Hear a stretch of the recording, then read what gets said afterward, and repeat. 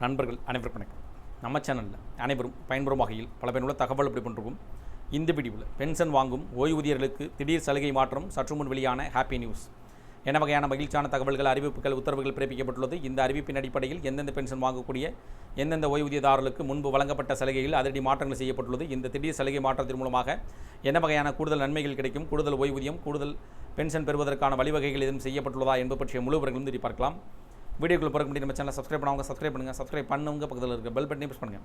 அப்போ தான் நம்ம அடுத்தபடி கூட எல்லா வீடியும் டேரெக்டாக கிடைக்கும். அரசு துறையில் பணிபுரிந்து பென்ஷன் வாங்கக்கூடிய ஓய்வூதியர்கள் பயன்பெறும் வகையில் முக்கிய அறிவிப்புகளும், சலுகை வழங்குவதில் அதிரடி மாற்றங்கள் பற்றிய அறிவிப்புகளும், அது சார்ந்த உத்தரவுகளும் வெளியிடப்பட்டு வருவது குறிப்பிடத்தக்கது.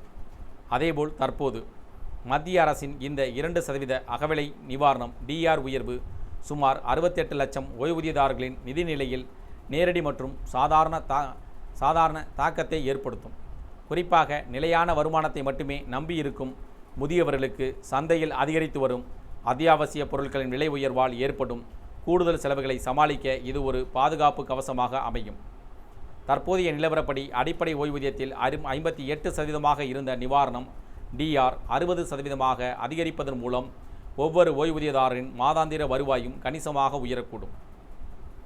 மேலும் இந்த டிஆர் அகவிலைப்படி உயர்வு 2026ஆம் ஆண்டு ஜனவரி மாதம் 1ஆம் தேதி முதல் முன்தேதியிட்டும் அமல்படுத்தப்படுவதால் கடந்த 4 மாதங்களுக்கான நிலுவைத் தொகை அரியர்ஸ் அவர்கள் மொத்தமாக பெறுவார்கள்.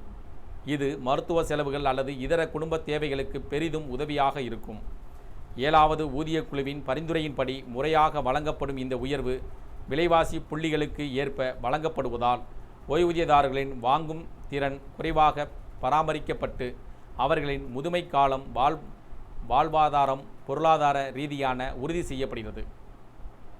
இந்த உயர்வு தன்னிச்சையாக எடுக்கப்பட்ட முடிவு அல்ல. 7வது மத்திய ஊதிய குழுவின் பரிந்துரையின் அடிப்படையில் ஏற்றுக்கொள்ளப்பட்ட ஃபார்முலாவை பின்பற்றியே இந்த அறிவிப்பு வெளியிடப்பட்டுள்ளது. நுகர்வோர் விலை குறியீட்டின் அடிப்படையில் அதிகரித்து வரும் விலைவாசியை ஈடுகட்ட இந்த அகவிலைப்படி உயர்வு வழங்கப்படுகிறது. கடந்த முறை 58% இருந்த இந்த டிஆர் அகவிலைப்படி உயர்வு தற்போது 60% எட்டியுள்ளது. மத்திய அரசின் இந்த அறிவிப்பு அரசு ஊழியர்கள் மற்றும் ஓய்வூதியதாரர்களிடையே பெரும் மகிழ்ச்சியையும் ஏற்படுத்தியுள்ளது.